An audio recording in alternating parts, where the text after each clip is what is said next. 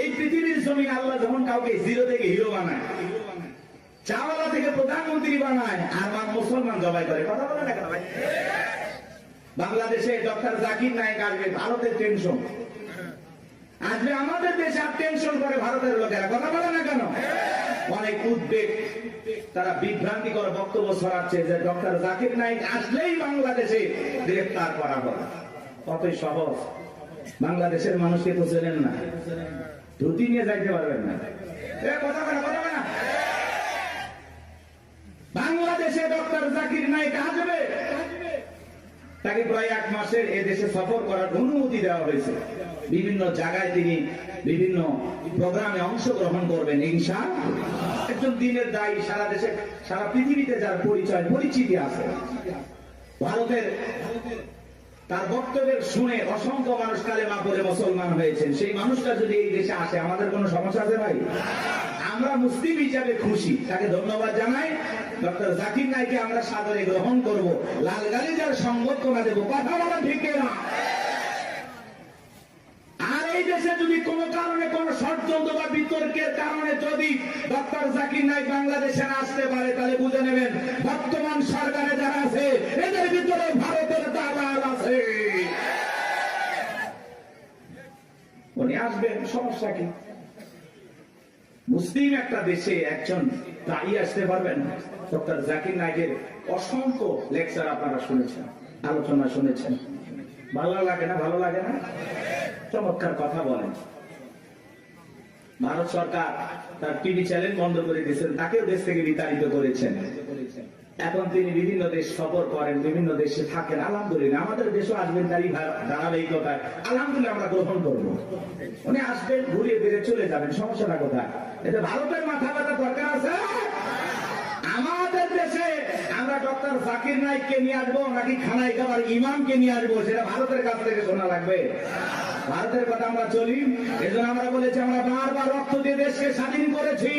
আমরা না হতে চাই ভারতের গোলাম, না হতে চাই আমেরিকার গোলাম, আমরা সবাই আল্লাহর গোলাম। এটা আমাদের জীবনের সবচেয়ে বড় পরিচয়। আমরা কার গোলাম? আল্লাহর গোলাম। আমরা দুনিয়াতে কারো গোলামি করার জন্য জন্ম হই নাই, আমরা গোলামি করবো একজন, আর তিনি আমাদের রব, তিনি আমাদের সব। কথা বলে ঠিক না? ডক্টর জাকির নায়েক আসতেছে খুব দ্রুত, 28 নভেম্বরের মধ্যেই বাংলাদেশে আসবেন ইনশাআল্লাহ। তার সফরকে আল্লাহ কবুল করেন। একটু জোরে বলেন না আমিন। এটা নিয়ে ভারতের মাথা ব্যথা, অনেক টেনশন, মিডিয়াতে অনেক আলোচনা, তুমুল আলোচনা, সমালোচনা চলতেছে, বিতর্ক চলতেছে। সব বিতর্কের অবসান ঘটবে উনি যখন বাংলাদেশ বিমানবন্দরে পৌঁছাবে। আশা করি উনি আসবে ইনশাআল্লাহ। আমার ভাইরা দিল দিয়ে কথাগুলো বোঝার চেষ্টা করবেন। ইন্নাল্লাযীনা ক্বালু রাব্বুনাল্লাহ, নিশ্চয়ই যারা বলে আমাদের রব আল্লাহ। গভীর মনোযোগ দিয়ে কথাগুলো শুনবেন বাজান। এই পৃথিবীর জমিন আল্লাহ কাউকে জিরো থেকে হিরো বানায়, চাওয়ালা থেকে প্রধানমন্ত্রী বানায়। নিঃস্ব পৃথিবীতে কেউ বেঁচে নাই। চিল্লায় বলে দুনিয়াতে আমার কেউ নাই। সেই মানুষটাকে আল্লাহ নিঃস্ব থেকে ক্ষমতার চেয়ারে বসায়, সেই মানুষটাও ক্ষমতার চেয়ারে বসে জুলুম করে, অত্যাচার করে। কথা বলেন ঠিক কি না? এই পৃথিবীর জমিনে এরকম একজন জালেম ছিল ভবঘুরে, যে নিজেকে আনা রব্বুকুমুল আলা বলে দাবি করেছিল, নিজেকে প্রভু বলে দাবি করেছিল, খোদা বলে দাবি করেছিল, রব বলে দাবি করেছিল। এ ছিল একটা ভবঘুরে যুবক। ভবঘুরে যুবক মানে বোঝেন না? যারা ইয়াবা, ফেনসিডিল, গাঁজা, মদ খায়, গাছক ধাক্কা মারে। ভাই ভাইজান সাইদ দেন আছে না? নাই। বাড়িতে যা বলে বউ দরজা খোল, কথাকে বোঝেন নাই? বউ যখন দরজা খুলে দিচ্ছে, ভাই মা এত দেরি করলি কেন? বউ তখন দিকে বলে কি ব্যাপার, আমার মা কইলি কেন? আজকে একটু বেশি মাল খাচ্ছি, তুই মা না বউ বুঝতে পারতেছি না। এরকম মাতাল আছে না নাই? কিছু কিছু ছেলে পেলে আছে সন্ধ্যা হলে ঘরে দরজা বন্ধ করে জিকির করে, ইজ্ঞাবা ইজ্ঞাবা ইজ্ঞাবা। মা বাবা চিন্তা করে, বাবা এটা কিসের ট্যাবলেট, সরস্বতী গলা ব্যথা, কই কিচ্ছু বোঝার দরকার নাই, টাকা দে নইলে তোর মাথা ফাটাবো। এরকম ইয়াবা খোর আছে না নাই? যারা ইয়াবা খায়, ফেন্সিলিন খায়, গাঁজা মদ খায়, যুবক রে, সমাজের মানুষ তাদেরকে নেশাখোর বলে, টোকায় বলে। যারা নেশা করে তাদেরকে মানুষ ভালো চোখে দেখে না। সে ভালো সন্তান হতে পারে না, ভালো স্বামী হতে পারে না, ভালো বাবা হতে পারে না, নিঃস্ব করে, সে সবাইকে কথা বলে নিশাখোররা তার পরিবারকে নিঃস্ব করে। এই জন্য হাতে পায়ে অনুরোধ করে বলে যায়, যুবক নিশাদ্রব্য পান করা যাবে না, মাদক সেবন করা যাবে না, যে মুখে মা সেই মুখে মাদক তোলা যাবে না, মাদককে না বলুন। কথা বলে না, কথা বলে। মাদক সেবন করা যাবে, নিশাদ্রব্য পান করা যাবে।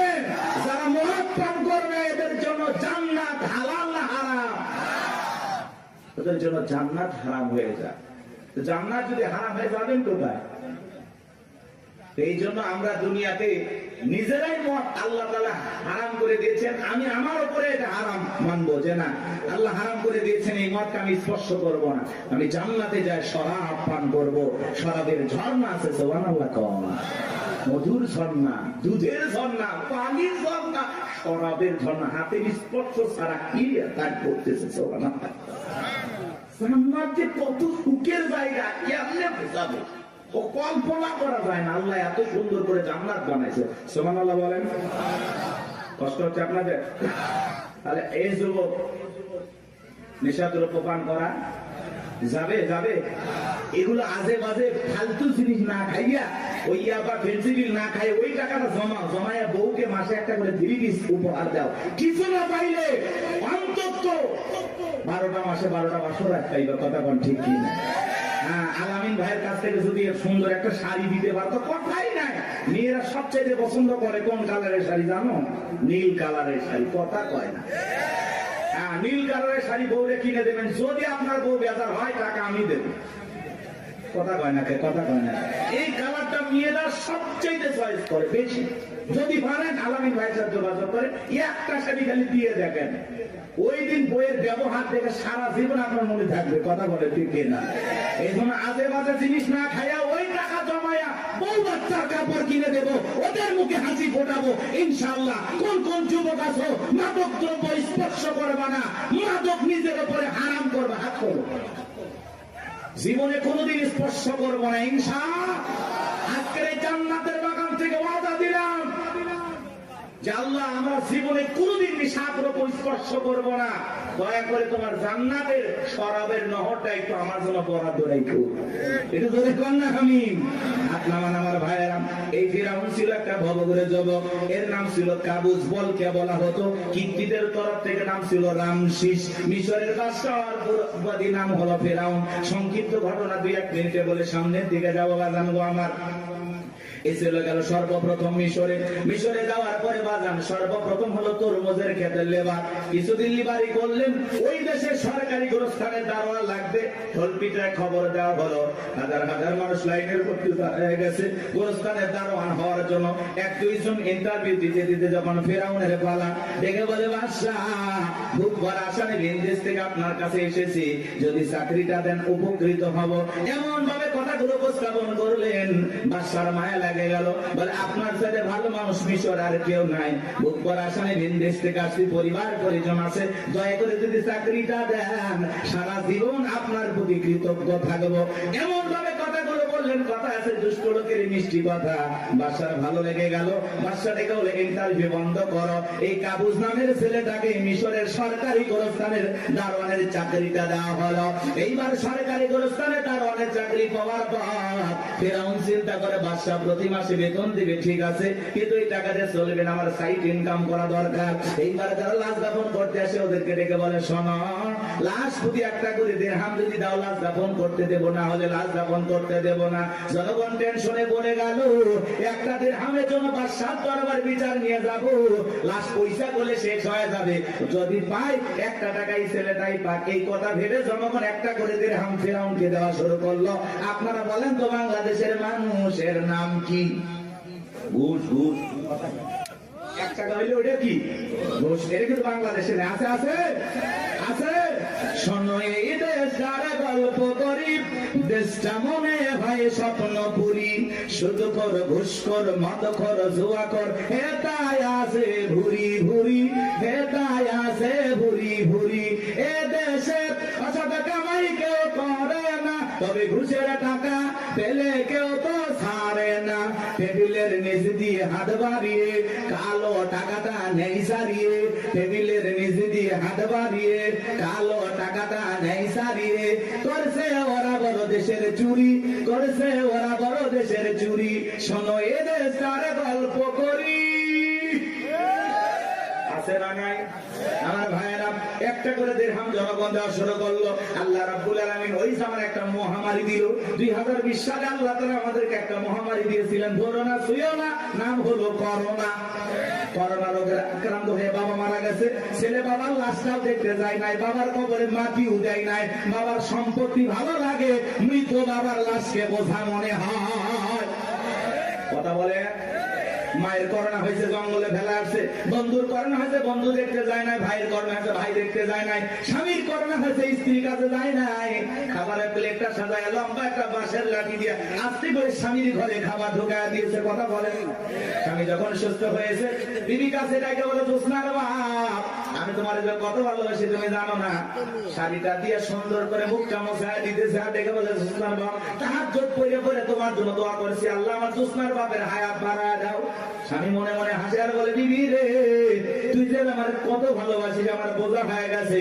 আমি যখন অসুস্থ ছিলাম, জানালা দরজার দিকে তাকায় এই বুঝি দরজা জানালা করে গল্প করবি, দুইটা কথা বলবি, একবারও দেখা করলি না। মোবাইলে তোর ছবি দেখে দেখে মনের দুঃখের কথা ভুলে যাইতাম। তুই যে আমার কত ভালোবাসিস প্রমাণ আমি পাইছি। আমি যখন অসুস্থ ছিলাম, আমারে তুই বাঁশ দিয়া খাওয়াইছিস। কথা বলা এজন্য করোনা মহামারী বুঝে দিয়েছে, দুনিয়াতে কেউ কারো আপন না। কথা বলেন, কথা বলেন, সত্য না মিথ্যা? ওই সময় একটা আতঙ্ক, ভয়, কেউ কারো কাছে যায় নাই। বাজানো আমার এই দুনিয়াতে একটা করোনা মহামারীতে মানুষ মারা গেল, মানুষ আর একটা মানুষের কাছে গেল না, বাবার কাছে সন্তান গেল না। তাহলে ভেবে দেখেন বাজান, দুনিয়াতে কেউ কারো আপন না, সব মিথ্যা মায়া, মিথ্যা মায়া। কথা বলেন। আপনি কি মনে করেন আপনি মারা গেলে আপনার পরিবারের লোকজন আপনাকে ছাড়া অচল হয়ে যাবে, তারা ভেঙে পড়বে? কিচ্ছু হবে না তাদের। আপনি মরে গেলেও আপন গতিতে আপনার পরিবারের লোকজন তাদের জীবন সাজাবে, আপনার জন্য কেউ অপেক্ষা করবে না। আপনার জন্য পৃথিবীর কোনো কিছু থেমে থাকবে না, না দোকান, না ব্যবসা প্রতিষ্ঠান, না আপনার স্ত্রী, না আপনার সন্তান, না আপনার ব্যবসা বাণিজ্য, খামার, কোনো কিছু থেমে থাকবে না। আপনি মরে গেলেও সব আপন গতিতেই চলবে। কথা বলে ঠিক না? বরং আমরাই বেশি বেশি ভাবতেছি যে আমি মরে গেলে আমার পরিবারে কি হবে না হবে, ওদের কথা ভাবতে গিয়ে আমরা আখিরাত ভুলে গেছি। এজন্য আসুন আখিরাতকে টার্গেট করি। কথা বলে না, আখিরাতকে টার্গেট করি। এর মধ্যে দুনিয়া যতটুকু হয় হইলেও আলহামদুলিল্লাহ, না হইলে আলহামদুলিল্লাহ। কথা বলে ঠিক না? কিন্তু বেশি দুনিয়াকে টার্গেট করলে আখিরাত আমাদের কাছ থেকে দূরে সরে যাবে। এজন্য আমরা দুনিয়া টার্গেট করবো না, আখিরাত। আমাদের কার প্রয়োজন বেশি? আল্লাহকে প্রয়োজন দরকার না? তাহলে আখিরাতকে টার্গেট করতে হবে। এই পৃথিবীতে আল্লাহ হলো আমাদের সবচেয়ে আপন। স্ত্রী বলেন, সন্তান বলেন, সবাই স্বার্থ, স্বার্থ, স্বার্থ ছাড়া কেউ আপনাকে চেনে না। পুরুষ হলো টাকা কামানোর মেশিন। পুরুষের টাকা আছে, পুরুষের পাশে সবাই আছে। পুরুষের টাকা নেই, পকেট ফাঁকা, রাস্তার ভিক্ষুক আপনার সাথে দেখা করবে না। কথা বলে ঠিক না? টাকা আছে, পুরুষের সম্মান আছে, টাকা আছে, পুরুষকে সবাই চেনে। সবাইকে বোঝেন নাই? ওই যে গান শুনছেন না, গান শুনছেন, ওই দিকে যাবো না, রাগ করছেন, আপনারা তো রাগ করতেছেন। কি করবো না দোয়া করবো বলেন? আচ্ছা বলেন তো, পুরুষ হলো প্রয়োজন মিটানোর মেশিন। টাকার প্রয়োজন, সম্পদের প্রয়োজন, কথা বলেন না কেন? এই প্রয়োজন মিটানোর জন্য আল্লাহ আমাদের দুনিয়ায় পাঠাইছে। কথা কি বুঝতে পারতেছেন বাজান? মন খারাপ করবেন না। যে কথা বলতে চাচ্ছিলাম বাজান, দিল দিয়ে কথাগুলো বোঝার চেষ্টা করবেন, গভীর মনোযোগ দেবেন, সামনে গেলে মজা পাবেন। হে যুবক, তোমরা নিরাশ হয়ে না, তোমরা যুবক, আমিও যুবক, তোমাদের মনের দুঃখটা কি বুঝি। একটু অপেক্ষা করে, তোমাদের জন্য স্পেশাল কিছু আলোচনা মাথার মেমোরিতে সেভ করা আছে, সময় মতো ডাউনলোড দিয়ে শোনায় দেব। মা বোন যারা বসে আছেন, মা একেবারে নিরাশ হবেন না। মা মহিলা প্যান্ডেল মা বোনদের জায়গা হচ্ছে না, আমি শুনেছি। আর পাগলিদের জায়গা একটু বেশি লাগে। ওদের ঘরেও যেরকম দখল করতে চায়, বাহিরে গেলে দখল করতেছে। কথা বল না কেন? এই যে মা বোনদের জন্য কিছু ওয়াজ করা দরকার আছে না নাই? কিছু বাঁকা পথে মা বোন চলে, বাঁকা পথে চলা মা বোনদেরকে ওয়াজের মাধ্যমে আজকে একটু সোজা করা হবে। একটু সময় দেন, সামনে যায়। আমার ভাইয়েরা চলেন, সামনের দিকে যায় বাজান। ওই ডায়রিয়া কলেরা মহামারীতে হাজার হাজার মানুষ মারা গেল। ফিরাউনের পকেটে টাকা ঢুকলো, টাকা পাইতে পাইতে এত টাকার মালিক হয়ে গেল বাজান, টাকা রাখার কারো কোনো জায়গায় নাই। এবার বাদশার দরবার একদিন চলে আসছে, বাদশা আমার কাছে কিছু টাকা পয়সা আছে, এলাকায় যারা গরিব মানুষ খাজনা দিতে পারে না, দুঃখী মানুষ খাইতে পারে না, আমি তাদের একটু জনসেবামূলক কাজ করতে চাই। বাদশাটাকে বলে, বাবাই তো ভালো উদ্যোগ, তোমার মতো ছেলে ঘরে ঘরে জন্ম নেওয়া দরকার। এইবার জনগণের সেই সমস্ত টাকাগুলো নিয়ে আসা গরিব মানুষের মাঝে বিতরণ করলেন, খাজনা পরিশোধ করে দিলেন। বলেন তো টাঙ্গাইলের মুসলমান বুঝে থাকলে বলেন তো টাকাগুলো ছিল কার? যে মাইক ধরে বলতেছে 5 লাখ দেব, ওই টাকা পাবে কোথা থেকে? আসমানের ফেরেশতারা প্যাকেট পাঠাবে নাকি? ভালো করে বুঝবেন কোন টাকা কোন জায়গায় যায়। আমাদের গাইবান্ধার আঞ্চলিক ভাষা একটা কথা বলে, মাছের তেল দিয়ে মাছ ভাজা। কথা কি বুঝতে পারতেছেন? জনগণের টাকা জনগণের মাঝে বিতরণ করে ফাও ফাও বাহাবা পাইলু। জনগণটিকে বলে, আরে রাজ্যের বাদশা যদি এই ব্যক্তি না হয়া গোরস্থানের ছেলেটা হইতো, না জানি আমাদের কপাল খুলে যেত। নির্বাচনের আগে একটু জনসেবামূলক কাজ করা দরকার আছে না নাই? আমাদের এক নেতা কাঁচা রাস্তা মানে মাটি রাস্তা পর্যন্ত বাজান ইট পাড়তেছে, 2 গাড়ি ইট পাড়তেছে। মানুষজন বলে, বাবা ইট পাড়তেছে, তুমি তো এখনো নেতা হয় নাই, কারণটা কি? ছেলেটা বলতেছে, আপাতত ইট পেলে দিলাম, আর ভবিষ্যতে আমার মার্কায় যদি সিলভার এলাকার নেতা বানায় দিতে পারে, আমার 1 নাম্বার টার্গেট এই কাঁচা রাস্তা পাকা করা। এই রাস্তাতে আপনাদের ছেলে স্কুলে যাইতে পারে না, আপনারা হাটে বাজারে যাইতে পারে না, মাঝে মাঝে আপনাদের কথা মনে হলে রাতে ঘুম আসে না। কি অভিনয়! নেতা হতে গেলে অভিনয় জানার দরকার আছে, কথা কয় না। যারাই নেতা এরাই কিন্তু পুরোটা কি অভিনেতা। অভিনয় না জানলে নেতা হওয়া যায় না বাজান। ভালো করে বোঝার চেষ্টা করবেন। জনগণ বিশ্বাস করে যদি নেতার মার্কায় সিল মারে নেতাকে নির্বাচিত করে, নেতা তো এলাকায় থাকে না, ঢাকা শহরে বান্ধবী নিয়ে ঘুমায়। কথা বলেন ঠিক কিনা?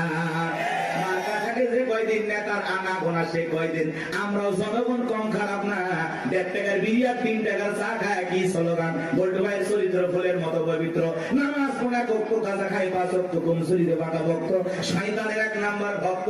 হুজুরদের জন্য খুবই শক্ত, চুষা খাই গরিবের রক্ত। পোস্টার লেখা যে গরিবের বন্ধু, ভোট দিয়ে দেখেন গরিবের কয় নাম্বার শত্রু। কথা বলেন। একটা ভিক্ষুক মহিলার দিকে 500 টাকা দিয়ে বলে, আপনার চেহারার মাঝে আমি আমার মাকে খুঁজে পাই। আম গাছে নেতার ছবি ঝুলানো থাকে, নির্বাচিত হওয়ার পরে এলাকায় থাকে না। আম গাছে বিদ্যুতের ঘুড়িতে নেতার বিশাল বিশাল ছবি, আর লেখা আছে আমি অমুক নেতা, যারা গালি বদনা। পবিত্র ঈদ উল আজহার শুভেচ্ছা, পবিত্র ঈদ উল ফিতরের শুভেচ্ছা। খালি ব্যানার দিয়ে শুভেচ্ছা জানায়, জীবনে কোনোদিন আর কাছে আসে না। এই নেতা ওই ব্যানার লক্ষ লক্ষ টাকা দিয়ে না বানাইয়া, ওই ব্যানারের টাকা দিয়ে যদি গরিব দুঃখী মানুষের মাঝে বিতরণ করো, তোমার ব্যানার লাগবে না গো, ব্যানার লাগবে না। জনগণ তোমার মার্কায় জায়গা মতো সিল মেরে দেবে। কথা কোন ঠিক কিনা? কিন্তু ওই যে মার্কা থাকে যে কয়দিন নেতার আনা গোনা সে কয়দিন অলিতে গলিতে নেতাকে পাওয়া যায়। মানুষ মলে জানা যায় হাজির, জুমার নামাজের সামনে হাজির, আসরের নামাজ পরে 2 বার। কথা কয় না। এক নেতা মানুষকে সালাম দিতে দিতে হোশ হারায় ফেলছে, রাস্তার খেজুর গাছ পায় 1 লাইনে সালাম দিয়ে যাচ্ছে। কর্মী চাইছে ভেতরে কয়, নেতা এটা মানুষ না খেজুর গাছ। নেতা বলতেছে, আমি মনে করছি এটাও ভোটার। কথাকে বুঝতে পারতেছেন বাজান? এই জন্য আপনাকে আমাদের পরিবর্তন হওয়া লাগবে বাজান। বারবার ওদের কথায় ভোলা যাবে না, ভোলা যাবে না। আমাদেরকে ভালো ভালো লাগবে। মনে রাখবেন বাজান, দেশের জনগণ 1 নাম্বার, নেতা 1 নাম্বার হবে। আপনি যদি পরিবর্তন করতে চান, অবশ্যই সমাজটাকে পরিবর্তন করতে পারবেন। এই জন্য আগে নিজের ভালো হওয়া লাগবে। আপনি যেমন দেশের নেতাও কিন্তু ওইরকম হবে। 2 নাম্বার আপনি নেতা হবে 4 নাম্বার। কথা কি বুঝছেন? আপনি সিটার নেতা হবে বিশ্ব সিটার। করলে কি ভয় পাচ্ছেন নাকি? আমি কোনো দলে দালালি করতেছি? আমরা আগে ঠিক হবে। এক পাগল গাছের নিচে হাত তুলে বলে, আল্লাহ।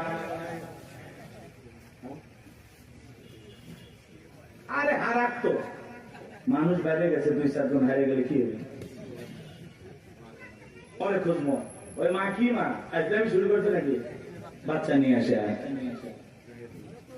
মাকে ধর, মাকে